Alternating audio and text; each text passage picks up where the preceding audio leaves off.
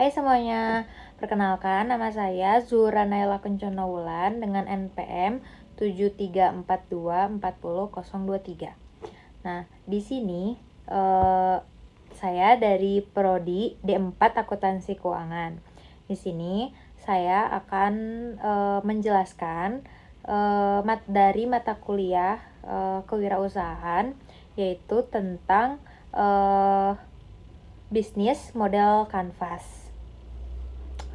Nah, apa sih bisnis model kanvas itu? Nah, bisnis model kanvas adalah sebuah konsep bisnis yang dikembangkan oleh Osterwalder dan Pigner yang berhasil mengubah konsep model bisnis yang rumit menjadi sederhana dan dapat dijadikan alternatif strategi perusahaan yang berujung pada kelayakan usaha. Bisnis model kanvas juga dapat digunakan untuk menyusun formulasi strategi bisnis. Bisnis model kanvas ditampilkan dalam bentuk kanvas yang berisi 9 elemen, terdiri dari key partners, key activists, key research, value proposition, customer relationship, channel, customer segment, cost structure, and revenue streams. Nah, selanjutnya pembuatan bisnis model kanvas ini bertujuan untuk membantu perusahaan merancang perencanaan proses bisnis dan menetapkan serta memvalidasi poin penting dalam bisnis seperti sumber daya, aktivitas, hubungan yang akan dijalin dengan pihak terkait, pendapatan, hingga pengeluaran yang harus dikeluarkan. Nah, selanjutnya juga bagian-bagian dari bisnis model kanvas itu yang pertama key partnership. Nah, di sini key partnership adalah orang-orang atau institusi yang akan bekerja sama dengan bisnis yang akan dilakukan oleh serta menjelaskan fungsi partner yang dipilih. Key partnership digunakan untuk menguatkan dan menstabilkan bisnis agar usaha selalu stabil. Contoh, penjualan bahan baku, penjual alat distributor, dan lain-lain. Nah, selanjutnya ini ada key activities. Nah, key activities sendiri adalah kegiatan yang menunjang keberhasilan perusahaan dalam menjalankan aktivitas bisnis. Nah, seluruh aktivitas penting dalam menjalankan bisnis harus dicatat dan dijelaskan. Contoh, bagaimana cara agar proses produksi terus berjalan, membina hubungan, dan menyampaikan produk ke tangan konsumen. Nah, selanjutnya ada key research, yang dimana key research berupa sumber daya yang penting yang dibutuhkan agar bisnis dapat berjalan. Key resource dapat dikelompokkan menjadi bahan baku dan alat. Bahan baku alat yang digunakan dalam membuat produk yang ditawarkan. Contohnya, seperti alat yang diperlukan kompor, panci, dan lain-lain. Serta tenaga kerja seperti analisis sumber daya manusia yang digunakan dalam keberlangsungan proses produksi, distribusi, dan pemasaran. Nah, selanjutnya ada value proposition. Nah, yang dimana value proposition adalah nilai tambah yang akan diberikan kepada para pelanggan, terdiri atas produk dan jasa yang dapat menambah nilai tambah kepada segmentasi yang spesifik.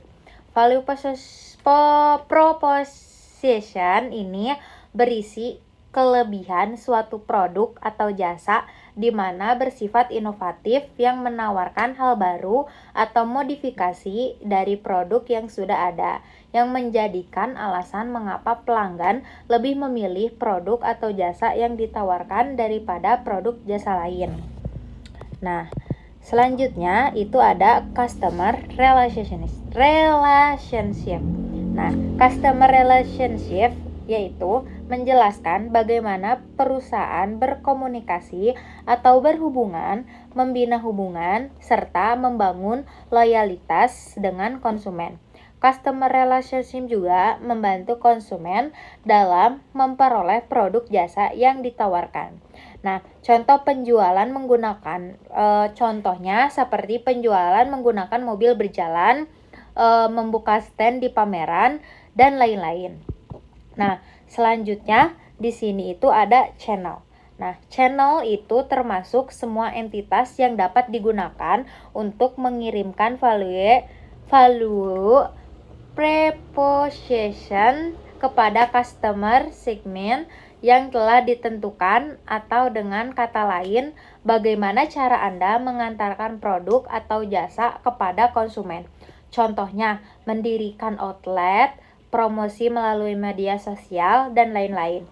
Nah, channel ini terdiri atas awareness channel, yaitu menjelaskan bagaimana konsumen mengetahui produk dan alasan memilihnya. Lalu ada purchasing, yaitu menjelaskan bagaimana konsumen dapat membeli produk dan alasan pemilihan channel. Nah, selanjutnya itu ada customer segmentation, yaitu menjelaskan tentang karakteristik segmentasi pasar yang akan menjadi target penjualan produk atau jasa. Customer segments berisikan pihak-pihak yang menggunakan dan membeli barang, produk, atau jasa dari perusahaan yang dijalankan, atau pihak yang berkontribusi dalam memberikan income bagi perusahaan. Dengan ini akan mempermudah dalam melakukan analisis lebih lanjut untuk menentukan segmen pasar yang tepat. Contohnya, customer segmen dari produk keripik kentang adalah mahasiswa, ibu rumah tangga, dan lain-lain. Nah, selanjutnya itu ada customer structures, yang dimana menuliskan dan menjelaskan hal-hal apa saja yang menjadi biaya atau beban utama bagi perusahaan. Selain itu, cost struktur berisikan semua rincian biaya yang muncul atau dikeluarkan untuk menjalankan model bisnis ini. Contohnya seperti biaya riset, biaya operasional, promosi, gaji pegawai, dan lain-lain. Nah, selanjutnya di sini juga ada review streams, yaitu menjelaskan bagaimana perusahaan dapat memperoleh pemasukan dari segmen pasar yang telah ditetapkan, seberapa banyak saluran pendapatan yang dapat dimanfaatkan, dan bagaimana mekanisme pendapatan tercipta. Contohnya seperti franchise, sewa, berlangganan, cash, kredit, dan sebagainya. Nah, lalu selanjutnya juga ada bisnis model canvas, yaitu di sebelah sini key partner, key aktivis, key research, cost strategi, value precision, nanti ditampilin.